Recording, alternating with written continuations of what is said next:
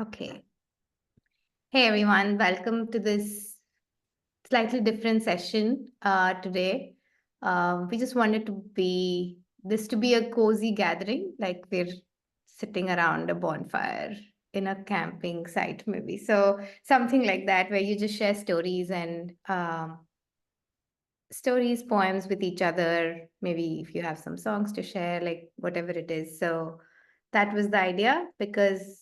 Uh, I think the essence of what we're trying to do is somehow that. And we've seen that, like I've said it a couple of times, like transformation happens when you least expect it, when you're just in a space which is accepting, nurturing. So I think we've lost some of that connection in today's age when we're all sort of spread apart, far from our families sometimes, or our loved ones and our dear friends who we grew up with and so on. So somehow that cozy environment doesn't get created as often as we would like. And we're also, of course, hustling and doing a ton of things these days. Just our the way the times have changed, it's just that the more ease we've brought into our lives with technology, the more we're running around for some reason. So yeah, just to come back to simplicity in that sense. So that's the idea of today's session. Okay, so we'll start. Okay, I can start with something. I was reading the other day. It was let's see what comes up. Actually, let's pick.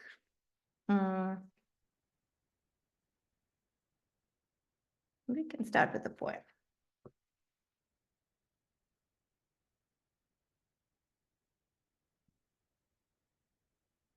I think we can start with a Mary Oliver poem because she somehow captures that essence of just being in nature, being present, and seeing how everything is perfect as it is almost.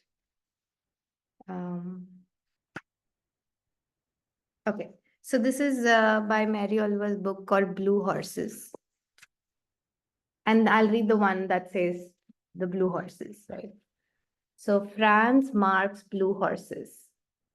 I step into the painting of the four blue horses. I am not even surprised that I can do this. One of the horses walks toward me. His blue nose noses me lightly. I put my arm over his blue mane, not holding on, just commingling. He allows me my pleasure. Franz Marc died a young man, shrapnel in his brain. I would rather die than try to explain to the blue horses what war is. They would either faint in horror or simply find it impossible to believe. I do not know how to thank you, Franz Marc. Maybe our world will grow kinder eventually. Maybe the desire to make something beautiful is the peace of God that is inside each of us. Now, all four horses have come closer, are bending their faces toward me, as if they have secrets to tell. I don't expect them to speak, and they don't.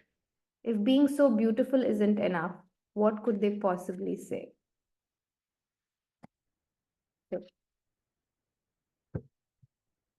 That's beautiful. Yeah. That's why babies don't talk. I know. It's like, yeah, I think the best things leave you speechless like that. Like, they have nothing much to say.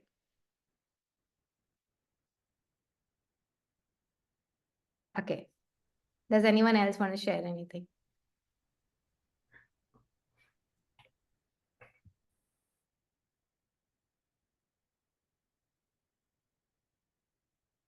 Not yet. Okay, I'll You read go it. first and then I Okay. can, I brought a story and whoever else brought stories. Yeah. I will read from, let's read from this book. I carried a few books here. Okay. This is called Kitchen Table Wisdom. This is another favorite book of mine. So, okay, maybe someone can pick a page number. Oh, you have it too. Do you want to read from that, Puneet? You're on mute. You're on mute. I picked the same one, but maybe we'll pick different stories. Different stories. Yeah. Okay. Okay. Someone pick a page number. Pratiksha, 69. do you want to? Anybody? Sorry, which one? 69. 69.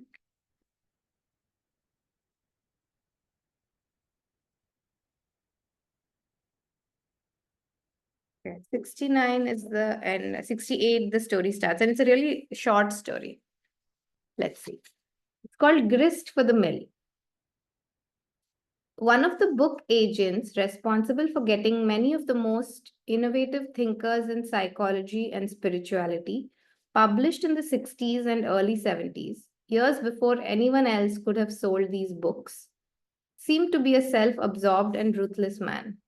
At the time I met him, I was studying spiritual paths, many of which emphasize the need to clean up your act in order to be able to serve a universal purpose. Yet here was a man to whom most spiritual teachers would have assigned a million years of practice, who had nevertheless done great good in the world, spreading life affirming ideas through the culture like a Johnny Appleseed. But many spiritual schools would have encouraged people with the same personal traits to spend most of their time in meditation, preparing to serve. I just could not understand it. Over the years, I have learned that cleaning up one's act may be far less important than consecrating one's life. It may be possible to use everything. A ruthless man may be able to open doors that a more kindly and traditionally spiritual person could knock on forever. Without judgment, many things can be made holy. That's a different. Wow. Wow, yeah. Interesting Yeah, take. this is a lovely book. Yeah. That is my So first time actually hearing about the book. So who's the author? So this is Rachel Naomi Remen. Okay. I can put it in the group also later. Yeah, that would be great. I mean, it sounds like a very different kind of philosophical book. Yeah, it's a very different. Let me read the. She was a doctor, and then it's her experiences with different people that she shared. So let me see if there's Okay. a photo about her that might be worth reading.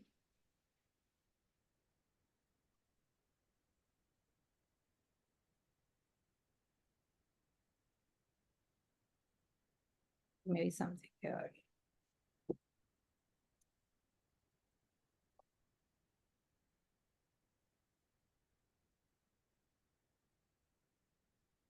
Yeah, no, it doesn't say. I can read this actually. I can read the foreword to this book. Let's see, let's Now, see it that. says here on the jacket that, what she is Dr. Remen's unique perspective on healing comes Yeah. from her background as a physician, a professor of medicine, a therapist, and a long-term survivor of chronic illnesses, invites us to listen from the soul. This remarkable collection of true stories draws on the concept of kitchen table wisdom, the human tradition of shared experiences that show us life in all its power and mystery, and remind us that the things we cannot measure may be the things that ultimately sustain and enrich our lives. This is in the, Yeah. the jacket. Wow, that was beautiful. Thank you. I think I'm definitely going to look that book up. Yeah, it's a wonderful, we'll read some more stories from this. That'll be fun. Yeah. Yeah, we can pick one more. Puneet, you want to read some other story from this one? Let's see. I have picked one, yeah. Oh, you have Yeah. picked something. Okay, read. Mm. Wait, let me make you. I mean, I randomly picked it. Yeah, Just flip one thing. So this is called Remembering, again from the same book, Kitchen Table Wisdom, Stories That Heal. And this story is called Remembering. What we do to survive is often different from what we may need to do in order to live. My work as a cancer therapist often means helping people to recognize this difference, that what we do to survive is often different from what we may do, but what we may need to do in order to live. So my work as a cancer therapist often means helping people to recognize this difference, to get off the treadmill of survival, and to refocus their lives. Of the many people who have confronted this issue, One of the most dramatic was an Asian woman of remarkable beauty and style. Through our work together, I realized that something which can never be fixed can still heal. She was about to begin a year of chemotherapy for ovarian cancer. But this is not what she talked about in our first meeting. She began our work together by telling me she was a bad person, hard, uncaring, selfish, and unloving. She delivered this self indictment with enormous poise and clarity. I watched the light play across her perfect skin and the polish of her long black hair and thought privately that I did not believe her. The people I had known who were truly selfish were rarely aware of it. They simply put themselves first without doubt or hesitation. In a voice with shame, Anna began to tell me that she had no heart and that her phenomenal success in business was a direct result of this ruthlessness. Most important, she felt that it was not possible for her to become well, as she had earned her cancer through her behavior. She questioned why she had come seeking help. There was a long silence in which we took each other's measure. Why not start from the beginning? I said.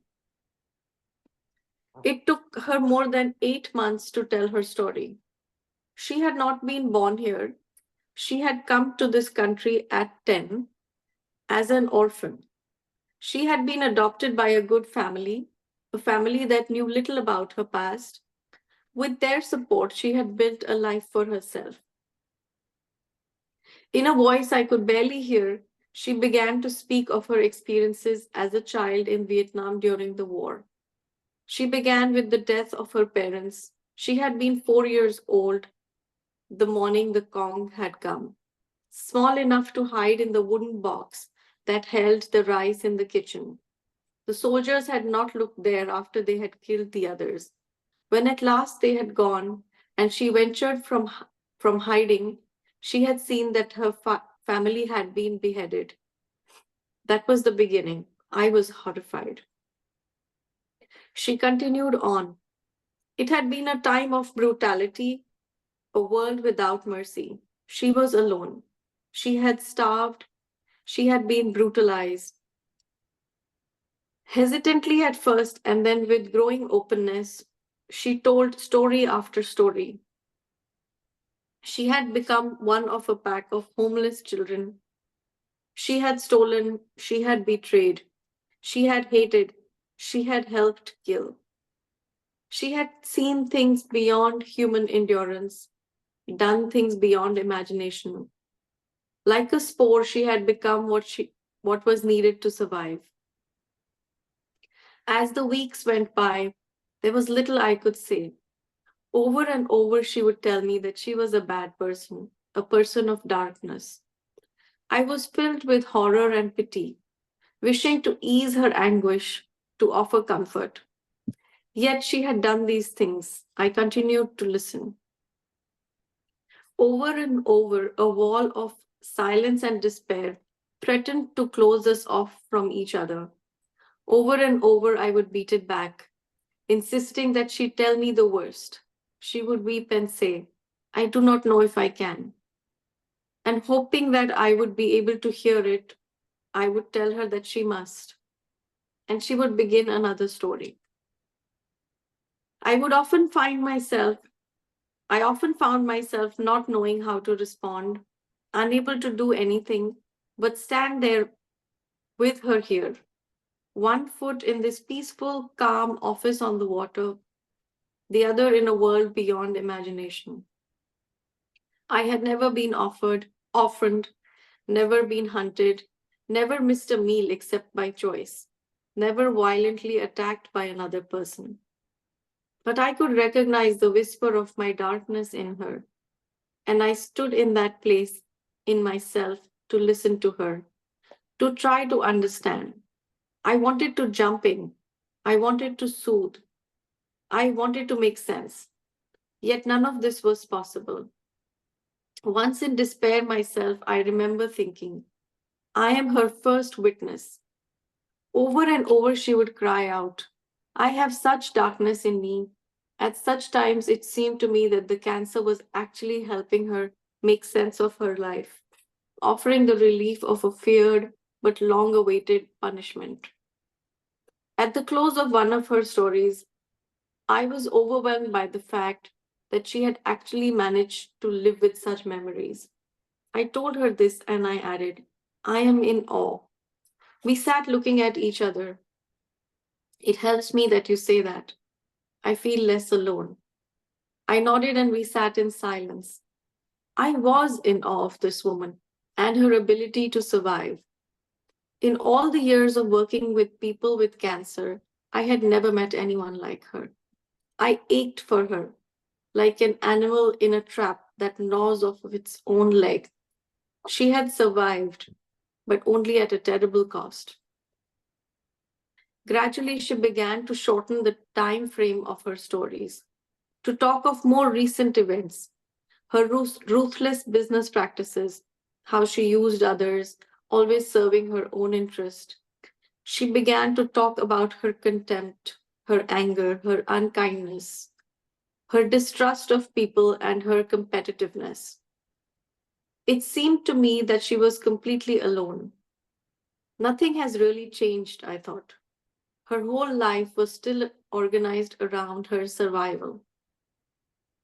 Once at the close of a particularly painful session, I found myself reviewing my own day, noticing how much of the time I was focused on surviving and not on living.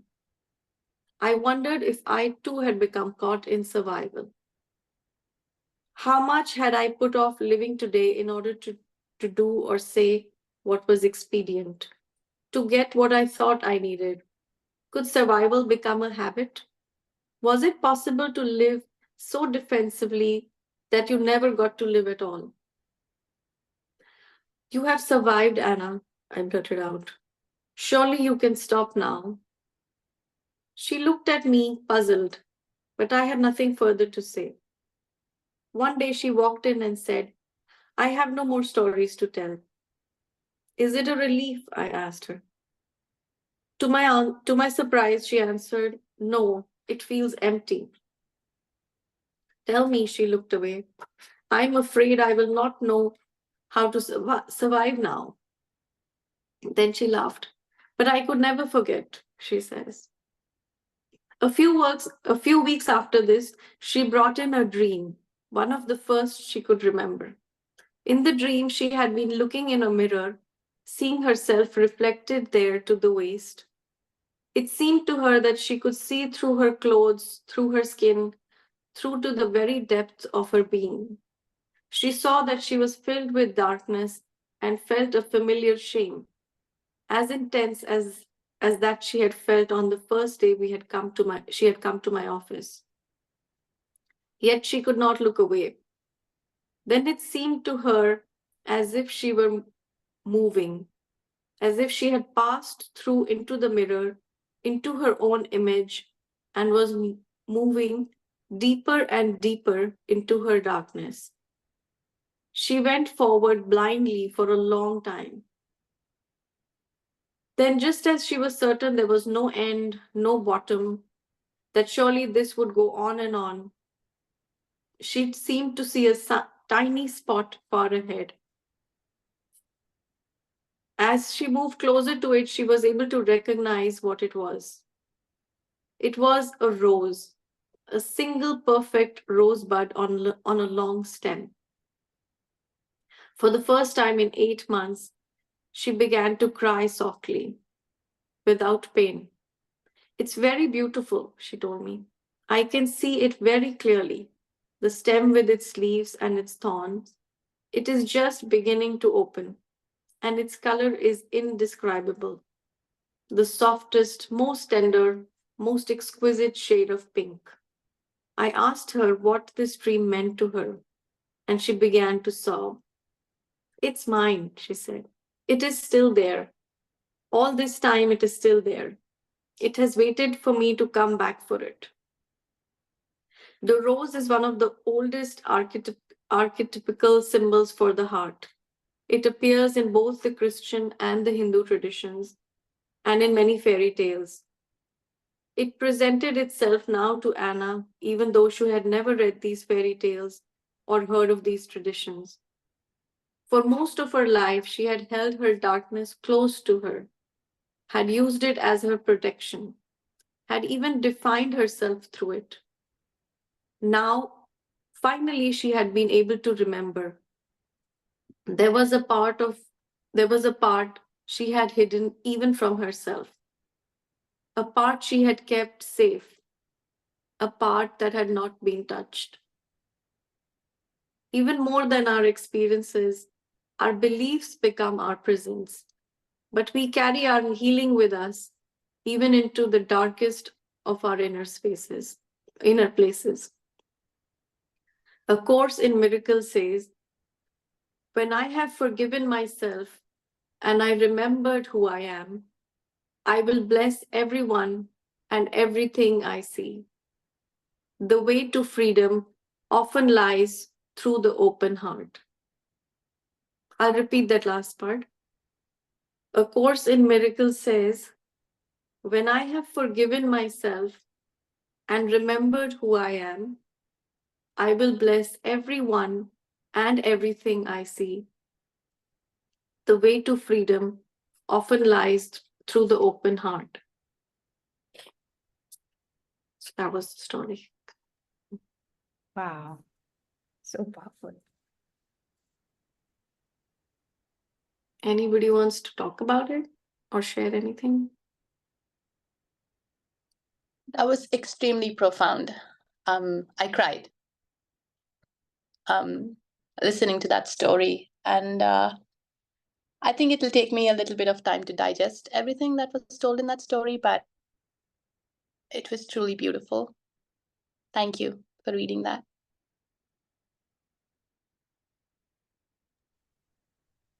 Yeah, same here. Very deep story, and very powerful. Thanks.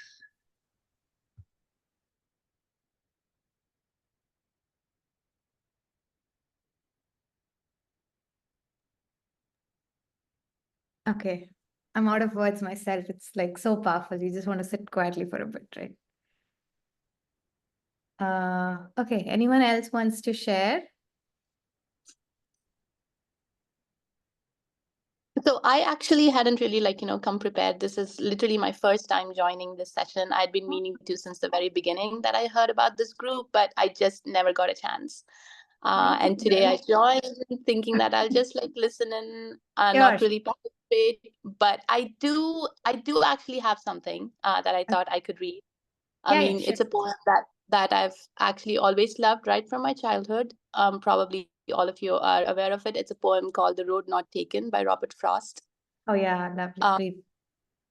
Yeah, so I will just read that one. Thank you. The Road Not Taken. Two roads diverged in a yellow wood, and sorry I could not travel both.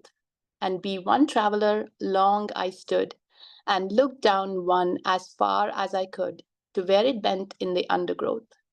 Then took the other as just as fair, and having perhaps the better claim, because it was grassy and wanted wear, though as for that the passing there had warned them really about the same. And both that morning equally lay in leaves no step had trodden black. Oh, I kept the first for another day, yet knowing how way leads on to way, I doubted if I should ever come back. I shall be telling this with a sigh, somewhere ages and ages hence. Two roads diverged in a wood, and I took the one less traveled by, and that has made all the difference. Thank you. Thank you so much.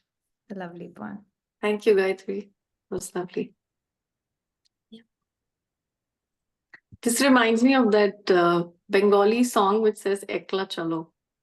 I don't understand the entire song, but the kind of gist of it. Basa To live a non-conformist kind of life. Yeah, Basa is there. Ekla Ekla Cholo Chalo. Can you sing it for Yes. us, Basa? Oh my God. যদি তোর ডাক শুনে কেউ না আসে তবে একলা চলো রে, একলা চলো, একলা চলো, একলা চলো, একলা চলো রে, যদি তোর ডাক শুনে কেউ না আসে তবে একলা চলো রে। Nice. Thank you.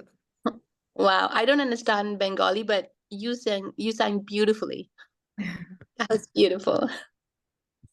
It's on the Mm. same theme, I think. I know, but some you might know the more meaning of the paragraphs and everything, but it's Yeah, like, like if there is nobody who's giving company to you, you go ahead yourself. Don't wait for anyone if they're not there. So it's that Right. encouragement of, yeah, solo Like journey. forge your own path. forge your own path. Exactly, exactly. Yes. Yeah. Dark is simply calling. Hello? So if you're calling and nobody is coming, then you just go ahead. Okay, nice. Hello. Yes. I'm also attending first time, and I just Oh, hi. wanted to wanted to see how is it or experience it for the first time. And as Okay. you were reading, on a lighter note, are we allowed to read what we have written? Yes. Yes. Yeah. Okay. Okay. This is on a very lighter note with after listening to everything that has No, been. no. We need a lighter noting. So feel free to change, yeah, change the And- mood. yeah, and it is on the dependency as you started the dependency on digital life at present. Yeah. And this was written during the COVID time. So I will just start. You wake me up in the morning. I see you before I go to bed. You entertain and educate me. You provide me with the latest news. You assist me with all my financial transaction. You assist me in all kind of planning. You introduce me to new people and also assist me to be in touch with everyone. You virtually allows me to see a person staying across 7 seas. With you in hand, a lot of core has become easier. My heart skips a beat when I don't find you in the regular place. Within a fraction of second, my mind goes crazy. I'm at peace after having you back in my palms. I take utmost care of you. Life seems very difficult without you, dear mobile. That's it. That's so sweet. It's I have- amazing. Yeah, first time So like true. seeing somebody have so much gratitude to the mobile. Gratitude, I know, but it's true, right? It's And true. it's so true. It's so true. But we're like always finding faults. Oh, it's so bad. The Amazing, saying amazing. the saying goes, na, it is how you use it. Yeah. Yeah, When of we course, when yeah. we were in school, we were told not to watch TV. Now we tell us kiddos not to spend too much on time. But it is how you use it. Whatever Yeah. it is, end of the day, it is how you use it. That's true. No, it's true. Like even thanks to technology, we're having this call, right? Like otherwise it's hard. Yes, Yeah. yes. It's all comes with both sides to it. And it's always good to see the positive. Thank you for that shift. Thank you. Yeah, thank you. That's It's why more we blame it more than we give it credit for. I know. The power, we're giving Yeah. that side the power, no? Yeah, that's so true. Yeah. That's why I said, on a lighter note, I wanted to read this on a No. Thank you for reading that. Great. Thank you. Yeah, that was very nice. Since you said about kids, I want to read this. I have this, I don't know if you've heard of this, Parents Tao Te Ching. I found this extremely profound. Any page I read is very, very profound. So I'll just read something from this. Okay, let's see. Okay, let's read this. So this is called As They Are. So it says, when you're with your children, be one with them. Let every part of your body relax and become as supple as your child's. Allow all expectations and anxieties to melt away so that you can see clearly. Love them as they are in this very moment without needing to change a thing. When their lives are filled with trouble, Allow events to unfold without pushing or straining, and you will understand clearly what your role should be. You nourish them without possessing them. You guide them without controlling them. You help them without worrying.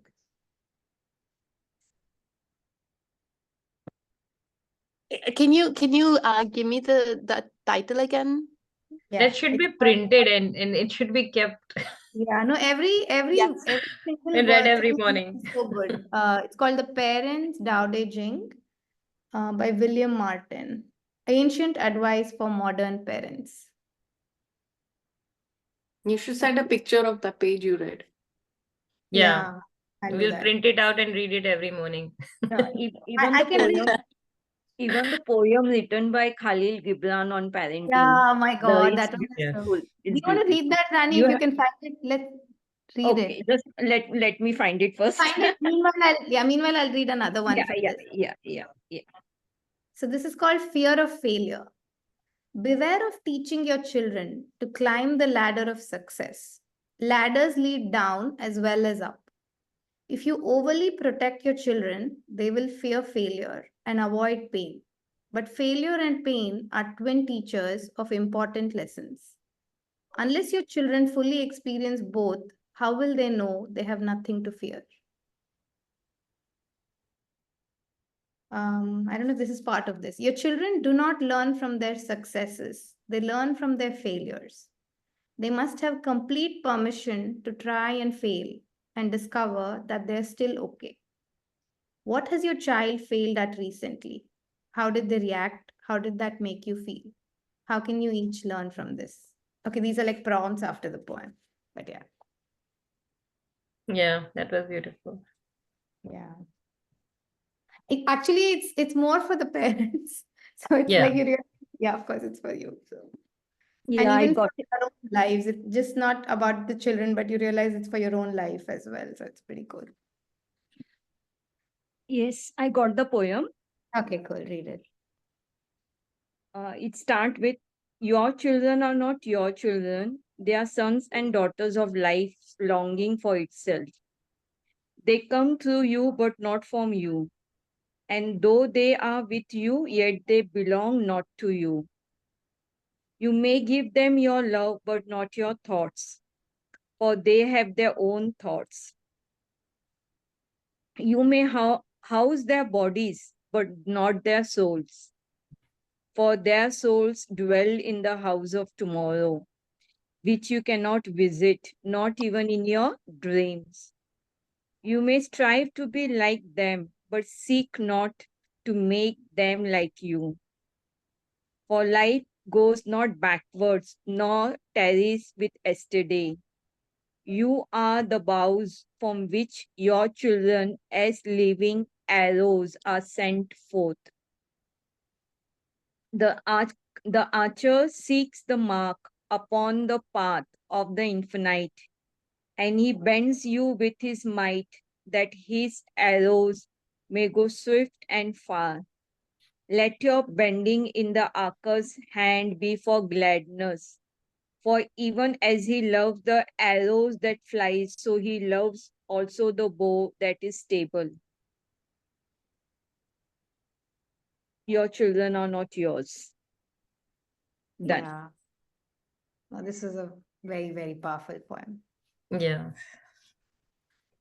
And I was saying this to someone the other day, like we think we're teaching our children, like maybe we are teaching them a little bit of how to navigate the world, a little bit from how we know, but it's mostly like their version upgrades of us. So we are the ones who still learn from them for the most part. So to come with, even as we guide them to come with that sense, that'll sort of shift how we approach them, I think.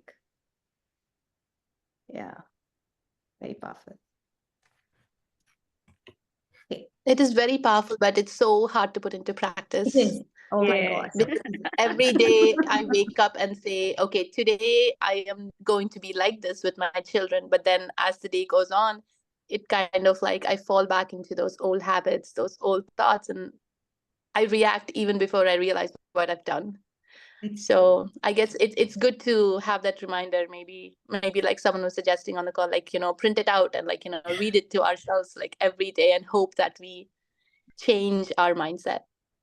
Yeah, it's so much deep conditioning about, we are doing something for them and we are the ones who have to shape them and all of that, right? So it's hard to drop that. Conditioning, and also the need for us that it is our responsibility to do everything for them.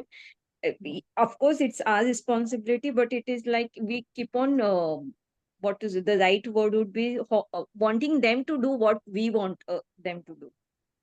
Yeah, almost like we want to control it. Yes. Yeah. Being a single woman, but being in the education field, working with the kids, even as a teacher, we want them to listen to us as an adult, behave the way we want them to. So Yeah. it's all. It's a tricky balance to say, this I have like firm logic, or like I have a reason for why this should not go this way, versus some of it that comes from, hey, society has told me this should be this way. Like, it's just, I keep checking where am I coming from in these situations. So Yeah. like, of course we falter, Yeah. but yeah. Yeah. What I realized that in most situations, when I react a certain way to what my child does, most of the time I'm more worried about the reaction from the world around me, from the people around me, and that essentially directs my reaction to how I think my child should react.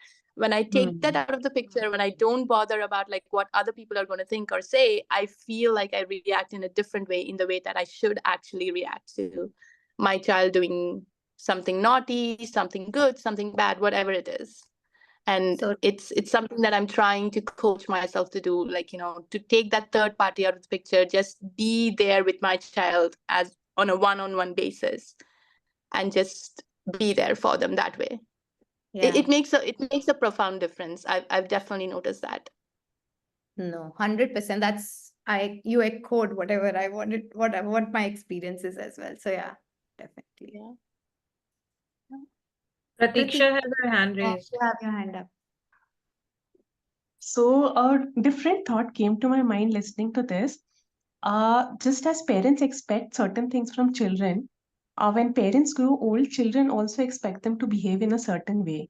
Whether it's because, they feel, I have a certain status and my parents kind of, are going to reflect certain things. So they should be a certain way when around me. So children also start imposing things on their parents in terms of how you should behave and you should not be doing this. This is not right. Whereas parents at that age are again like children. So Yeah. they also need that care and, softness in the way they are being handled at that age. Because, yeah, maybe their senses are not working that well and they're not so aware of things. So they need to be handled with probably the same amount of care and understanding at that age. So I don't know, that thought just popped into my mind listening to this. No, it's very true. Yeah, And well, that is actually like, a very different perspective. Thank you for bringing that up.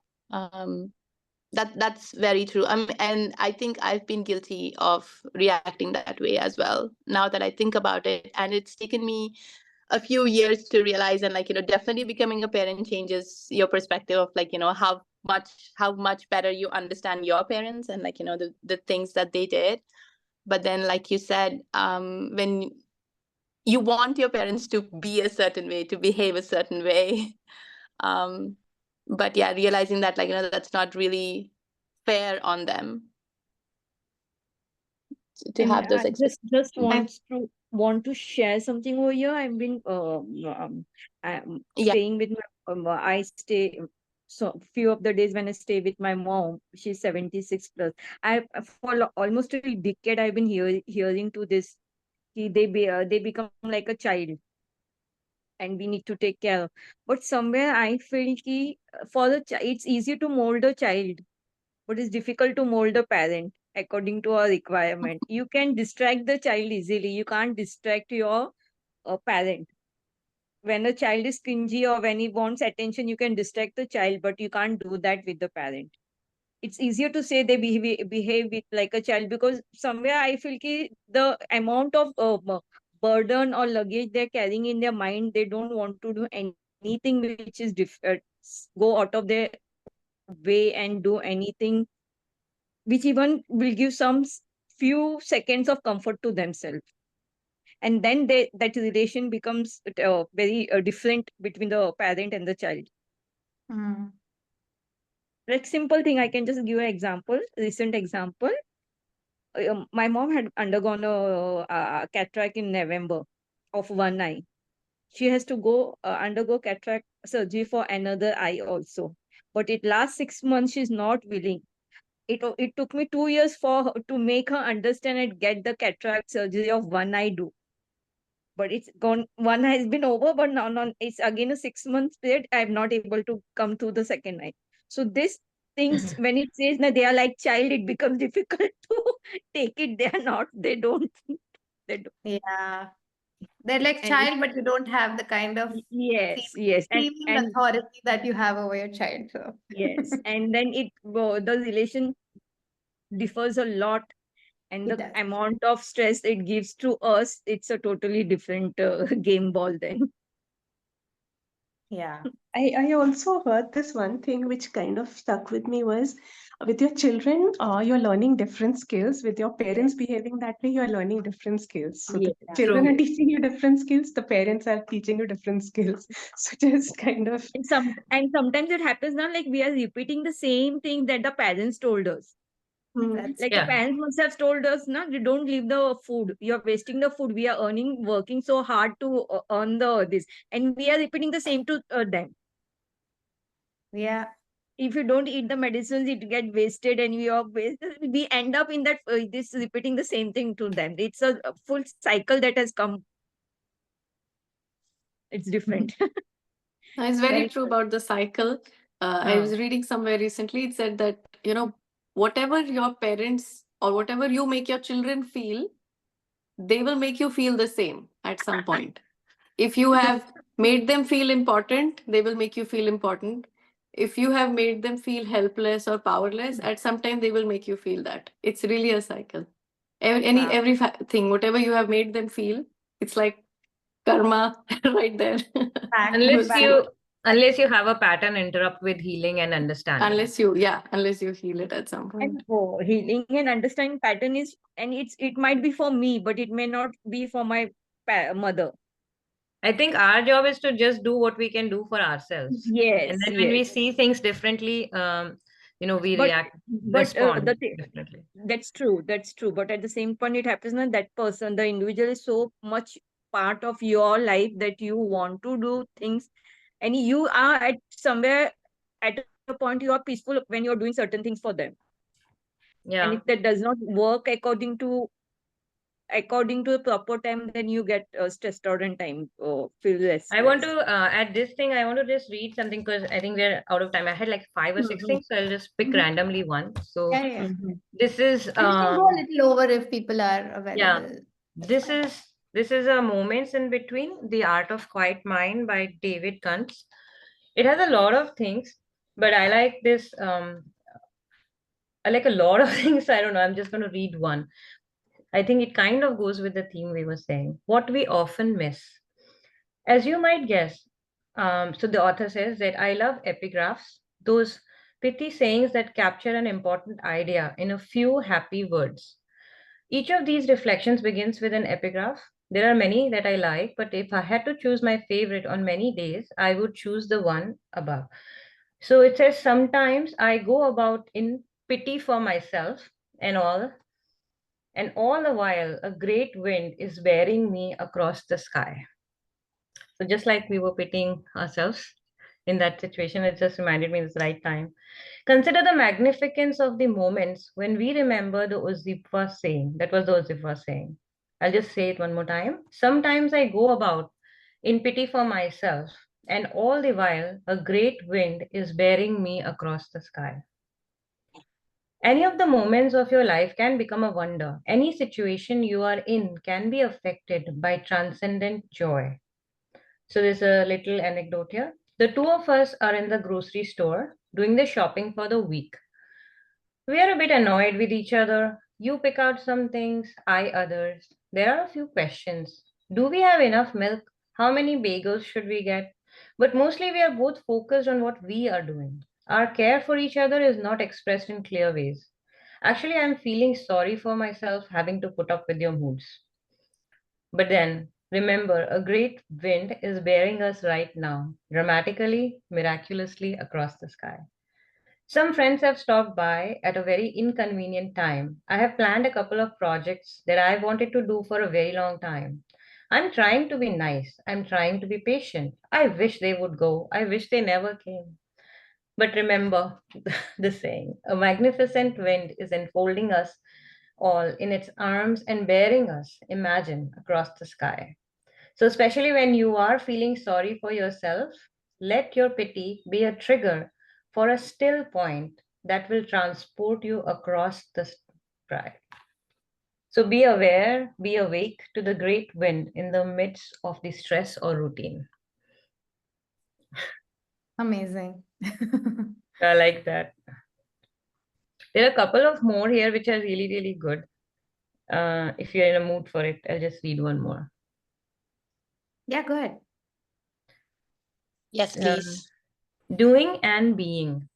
A middle aged married couple find themselves trying to deal with a less than perfect marriage. In their discussion, the wife asks her husband, a physician, why he spends so much time at work. What is it that you get at work that you don't get at home? Her husband answers, when I'm at work, it's the only time I feel like I know who I really am. Being a doctor has become who he is, not just what he does. When he is at home, there is no need for a doctor, but much need for a husband, a father, homemaker, family man, caregiver, a short order cook, Mr. Fix It, neighbor, playmate, friend, and so on. But he is a doctor, and thus he cannot respond with any enthusiasm or authenticity to all his other roles. If he could learn to see that doctoring is something that he does, that it is his work, as well as possibly a source of much of joy and fulfillment, then he could be free to do lots of other things as well and just be himself. As it is, when he returns home, he is still a doctor. Most of the time, nobody there needs a doctor. So he floats around unengaged, bored, not wanted, and causing trouble. Doing nothing can help you if you find yourself in this doctor's situation. Be still and be with yourself. By doing nothing, the doing part of you drops away, and the being part of you gradually comes alive. It has to, because the doing is gone. The irony is that the more you separate what you are from what you do, the more you can do. So, if you are what you do, when you don't, you aren't, right? Nice. That's a quote by William Byron. So, consider if you were no longer to do what you do, then what would you be? Mm, very nice. What's the book, Shubhra? This is Moments in Between, Oh, nice. The Art of Quiet Mind. I can, like, by Wow. David Kuntz. Yeah. It has a lot of these little things. Yeah, it's very lovely how it's framed. Like it sort of makes you sort of hit the message comes to you repeatedly even through It's the very like it's very like in like we experience all of this. Somebody has come on and yeah, announced that part once, so true. or Yeah. shopping or And whatever. it's so true now. There is very thin line between your personal life and your professional life, especially for people who are in the educational field. We discipline the child and we want the same discipline at home. Yeah. So there's a very thin line between your professional and personal life, and it becomes very true. Yeah. There Yeah. is this I don't know where I heard it, but this story, right, where somebody says that a person when he goes home, he just touches the tree next to the door for a minute or two. So he's like, and then he goes home like completely a changed person. Then he comes out in the morning and he touches the tree again to go out. And then somebody was curious, what are you doing? And then he says like, okay, so when I come back from work, I put all my troubles, all my work identity on the tree, Yeah. and then I go to my family as I should be, like a father and a husband and a son, a brother, and do all those roles. But obviously, when I come back out to go to the work, I touch the tree again and carry, whatever learnings, whatever things are to be done that day. So I find that very interesting. So sort of like identifies this role reversal, like Yeah. shedding one identity and, embracing the other. True, true. So important. Yeah. Cool. So we have a few more minutes. I wanted to read from this book again. Okay, hold on. Let me put myself. Where this is Who Ordered This Truckload of Downside. Yes. This is I love how Ajahn Brahm is very funny, like, and very in a funny way he conveys this message. So it's a nice way to. Okay, let's pick. Do we want perfection and guilt? Do you think that's been our theme, or is it suffering and letting go? Which one do we want to pick? Something on guilt. Guilt, okay. Let's do this first one, I think. Or let's do what's done is finished. That I like that story. The other day I was reading it. Okay. So what's done is finished. The monsoon in Thailand is from July to October.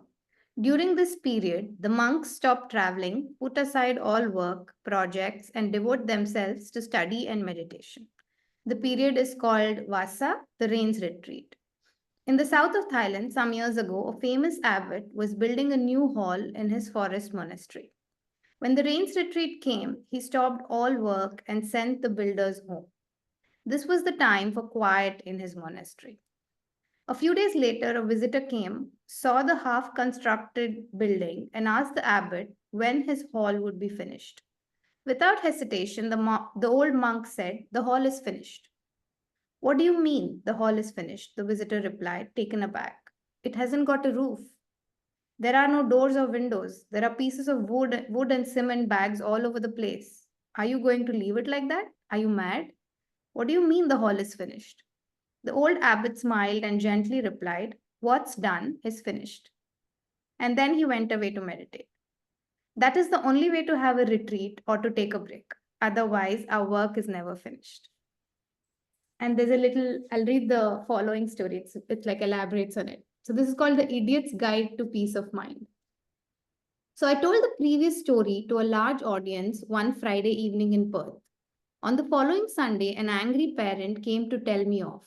He had attended that talk together with his teenage son. On Saturday evening, his son wanted to go out with his friends. The father asked him, "Have you finished your homework yet, son?" His son replied, "As Ajahn Brahm taught us at the temple last night, Dad, what's done is finished. See ya." The following week, I told another story.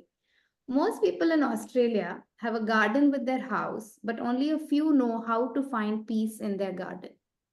For the rest, the garden is just another place of work. So I encourage those with a garden to nurture its beauty by working a while and nurture their hearts by just sitting peacefully in the garden, enjoying nature's gifts. The first gardener thinks this is a jolly good idea. So they decide to get all the little jobs out of the way first, and then they will allow themselves a few moments of peace in their garden. After all, the lawn does need mowing, the flowers could do with a good watering, the leaves need raking, the bushes need pruning, the path needs sweeping. Of course, it takes up all of their free time just to get a fraction of those little jobs out of the way. Their work is never finished, so they never get to have a few minutes of peace. Have you ever noticed that in our culture, the only people who rest in peace are found in this cemetery?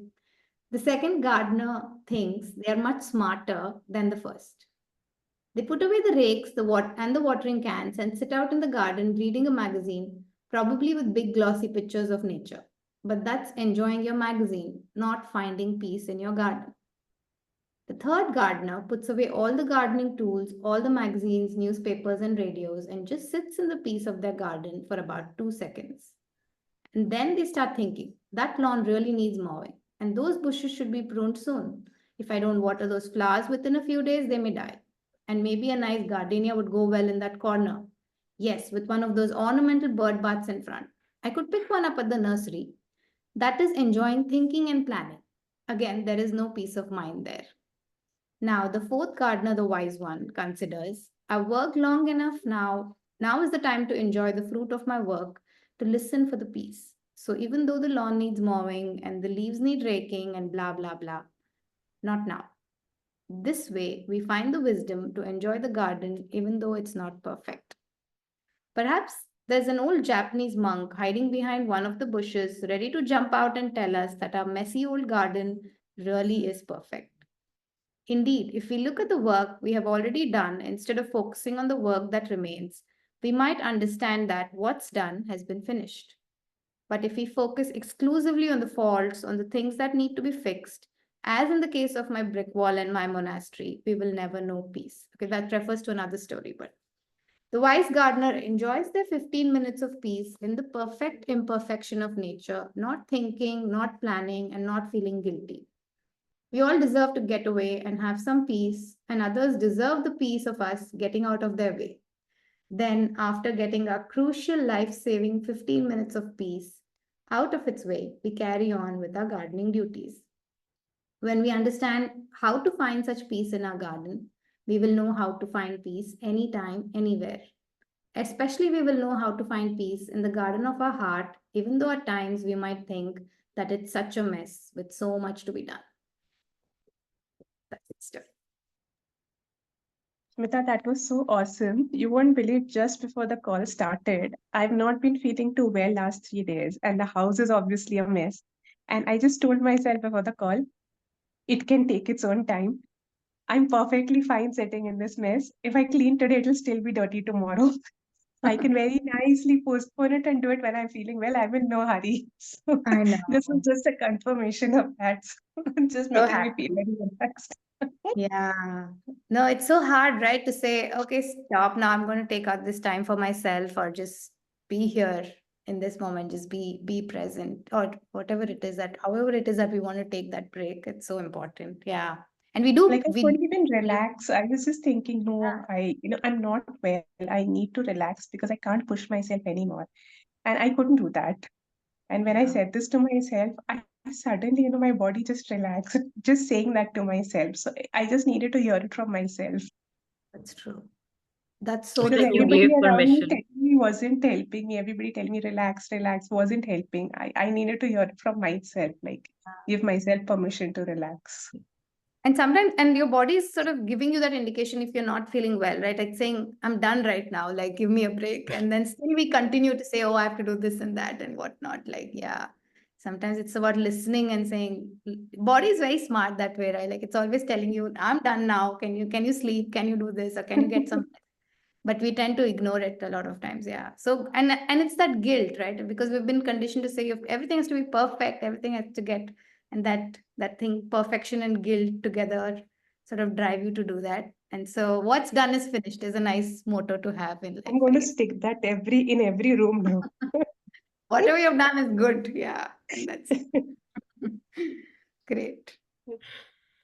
Okay. Anything anybody wants to share last few minutes? Can I read one small one? I wasn't intending to, Yeah, go but ahead. there's a small Instagram post by one of Nitya's students. She's a therapist herself, name's Michelle. Okay. So she had posted this. I'll just read that out. So it goes, please do not stand too long at a closed door. Sit there till the pain of letting go leads you to acceptance. Don't linger too long in the pain of holding on. This will surely lead you to the darkness of hopelessness.